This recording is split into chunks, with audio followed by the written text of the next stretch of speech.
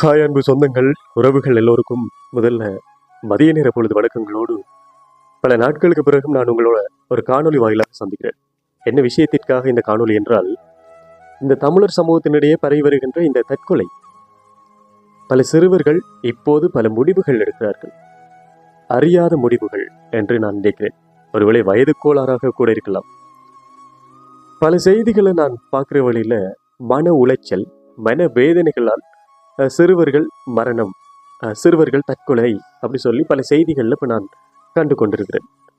இந்த மனவேதனைகளும் மன உளைச்சலும் வாரத்துக்கான காரணம் என்னவா இருக்கணும் என்று பார்த்தால், இந்த பிள்ளைகளுடைய குடும்பங்கள், இந்த பிள்ளைகளை சுற்றி இருக்கிற சில சமூக உறவினர்கள், பிள்ளைகளுடைய மனதை புண்படல.